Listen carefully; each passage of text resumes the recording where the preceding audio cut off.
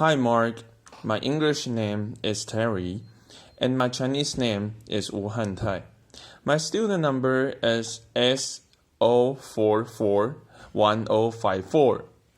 I'm also a junior with English major in the English conversation class. Today, I'm going to read the speech by Tristan Harris, titled as How a Handful of Tech Companies Control Billions of Minds Every Day. I want you to imagine walking into a control room, with a bunch of people, 100 people, hunched over a desk with little dials, and that control room will shape the thoughts and feelings of 1 billion people. This might sound like science fiction, but this actually exists right now, today. I know because I used to be in one of those control rooms. I was a design ethicist at Google, where I studied how do you ethically steer people's thoughts. Because what we don't talk about is how the handful of people working at a handful of technology companies through their choices will steer what 1 billion people are thinking today. Because when you pull out your phone and they design how this works or what's on the feed, it's scheduling little blocks of time in our minds. If you see a notification, it schedules you to have thoughts that maybe you didn't intend to have. If you swipe over that notification, it schedules you into spending a little bit of time getting sucked into something that maybe you didn't intend to get sucked into. When we talk about technology, we tend to talk about it as this blue sky opportunity. It could go any direction. And I want to get serious for a moment and tell you why it's going in a very specific direction. Because it's not evolving randomly. There's a hidden goal driving the direction of all of the technology we make. And that goal is the race for our attention. Because every news site, TED, elections, politicians, games, even meditation apps have to compete for one thing, which is our attention. And there's only so much of it. And the best way to get people's attention is to know how someone's mind works. And there's a whole bunch of persuasive techniques that I learned in college at a lab called the Persuasive Technology Lab to get people's attention. A simple example is YouTube. YouTube wants to maximize how much time you spend. And so what do? They autoplay the next video. And let's say that works really well. They're getting a little bit more of people's time. Well, if you're Netflix, you look at that and say, well, that's shrinking my market share, so I'm going to autoplay the next episode. But then if you're Facebook, you say, that's shrinking all of my market share, so now I have to autoplay all the videos in the news feed before waiting for you to click play. So the internet is not evolving at random. The reason it feels like it's sucking us in the way it is because of this race for attention. We know where this is going. Technology is not neutral, and it becomes this race to the bottom of the brainstem of who can go lower to get it. Let me give you an example of Snapchat. If you didn't know, Snapchat is the #1 way that teenagers in the United States communicate. So if you're like me and you use text messages to communicate, Snapchat is that for teenagers, and there's like 100 million of them that use it. And they invented a feature called Snapstreaks, which shows the number of days in a row that two people have communicated with each other. In other words, what they just did is they gave two people something they don't want to lose. Because if you're a teenager and you have 150 days in a row, you don't want that to go away. And so think of the little blocks of time that schedules in kids' minds. This isn't theoretical. When kids go on vacation, it's been shown they give their passwords to up to 5 other friends to keep their Snapstreaks going, even when they can't do it. And they have like 30 of these things, and so they have to get through taking photos of just pictures or walls or ceilings just to get through their day. So it's not even like they're having real conversations. We have a temptation to think about this as, oh, they're just using Snapchat the way we used to gossip on the telephone. It's probably okay. Well, what this misses is that in the 1970s, when you were just gossiping on the telephone, there wasn't 100 engineers on the other side of the screen who knew exactly how your psychology worked and orchestrated you into a double bind with each other. Now, if this is making you feel a little bit of outrage, notice that thought just comes over you. Outrage is a really good way also of getting your attention because we don't choose outrage. It happens to us, and if you're the Facebook news feed, whether you'd want to or not, you actually benefit when there's outrage. Because outrage doesn't just schedule a reaction in emotional time space for you. We want to share that outrage with other people. So we want to hit share and say, can you believe the thing that they said? And so outrage works really well at getting attention, such that if Facebook had a choice between showing you the outrage feed and the calm news feed, they would want to show you the outrage feed, not because someone consciously chose that, but because that worked better at getting your attention. And the newsfeed control room is not accountable to us. It's only accountable to maximizing attention.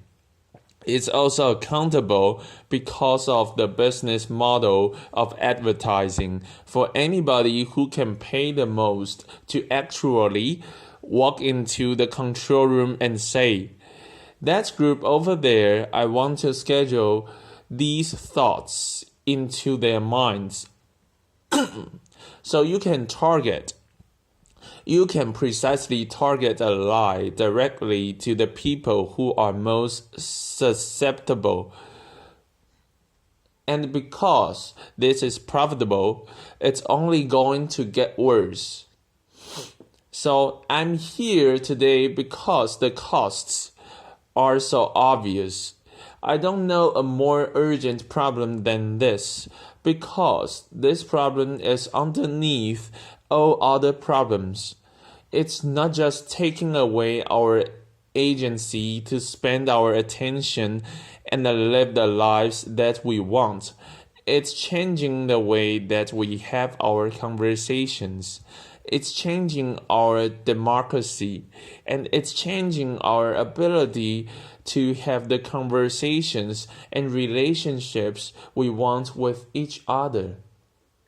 And it affects everyone because 1 billion people have one of these in their pockets. So how do we fix this?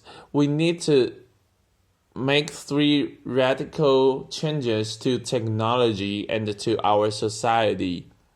The first is we need to acknowledge that we are persuadable.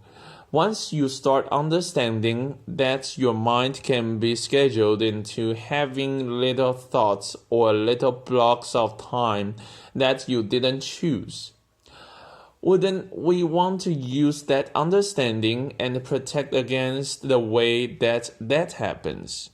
I think we need to see ourselves fundamentally in a new way.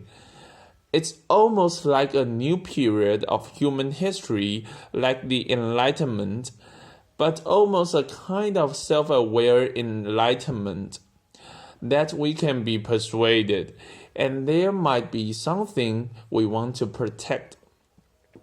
The second is we need new models and accountability systems so that as the world gets better and more persuasive over time, because it's only going to get more persuasive, that the people in those control rooms are accountable and transparent to what we want. The only form of ethical persuasion that exists is when the goals of the persuader are aligned with the goals of the persuadee.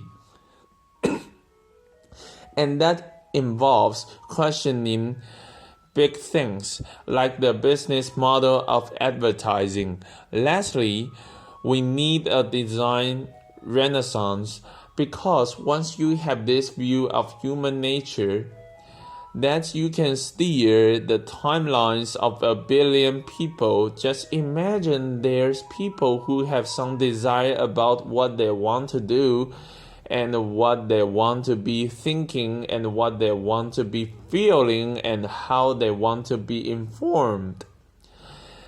And we're all just tugged into these other directions. And you have 1 billion people just tucked into all these different directions. Well, imagine an entire design renaissance that tried to orchestrate the exact and most empowering time well spent way for those timelines to happen. And that would involve 2 things. One would be protecting against the timelines that we don't want to be experiencing, the thoughts that we wouldn't want to be happening, so that when that thing happens, not having the thing that sends us away. And the second would be empowering us to live out the timeline that we want. So let me give you a concrete example. Today, let's say your friend cancels dinner on you, and you are feeling a little bit lonely. And so what do you do in that moment? You open up Facebook, and in that moment, the designers in the control room wants to schedule exactly one thing, which is to maximize how much time you spend on the screen. Now, instead, imagine if those designers created a different timeline that was the easiest way, using all of their data to actually help you get out with the people that you care about. Just think, alleviating all loneliness in society, if that was the timeline that Facebook wanted to make possible for people. Or imagine a different conversation. Let's say you wanted to post something super controversial on Facebook, which is a really important thing to be able to do, to talk about controversial topics. And right now, when there's that big comment box, it's almost asking you, what key do you want to type? In other words, it's scheduling a little timeline of things you're going to continue to do on the screen. And imagine instead that there was another button there saying, what would be most time well spent for you? And you click host a dinner. And right there underneath the item is set, who wants to RSVP for the dinner. And so you'd still have a conversation about something controversial, but you'd be having it in the most empowering place on your timeline, which would be at home that night with a bunch of friends over to talk about it. So imagine we're running like a find and replace on all of the timelines that are currently steering us towards more and more screen time persuasively, and replacing all of those timelines with what do we want in our lives. It doesn't have to be this way. Instead of handicapping our attention, imagine if we used all of this data and all of this power and this new view of human nature to give us a superhuman ability to focus and a superhuman ability to put our attention to what we cared about, and a superhuman ability to have the conversations that we need to have for democracy. The most complex challenges in the world require not just us to use our attention individually. They require us to use our attention and coordinate it together. Climate change is going to require that a lot of people are being able to coordinate their attention in the most empowering way together. And imagine creating a superhuman ability to do that. Sometimes the world's most pressing and important problems are not these hypothetical future things that we could create in the future. Sometimes the most pressing problems are the ones that are right underneath our noses, the things that are already directing a billion people's thoughts. And maybe instead of getting excited about the new augmented reality and the virtual reality and these cool things that could happen, which are going to be susceptible to the same race for attention, if we could fix the race for attention on the thing that's already in a billion people's pockets. Maybe instead of getting excited about the most exciting new cool fancy education apps, we could fix the way kids' minds are getting manipulated into sending empty messages back and forth. Applause. Maybe instead of worrying about hypothetical future runaway artificial intelligences that are maximizing for one goal, We could solve the runaway artificial intelligence that already exists right now, which are these news feeds maximizing for one thing. It's almost like instead of running away to colonize new planets, we could fix the one that we're already on. Applause. Solving this problem is critical infrastructure for solving every other problem. There's nothing in your life or in our collective problems that does not require our ability to put our attention where we care about. At the end of our lives, all we have is our attention and our time. What will be time well spent for ours? Thank you. Applause. Chris Anderson. Tristan. Thank you. Hey, stay up here a sec.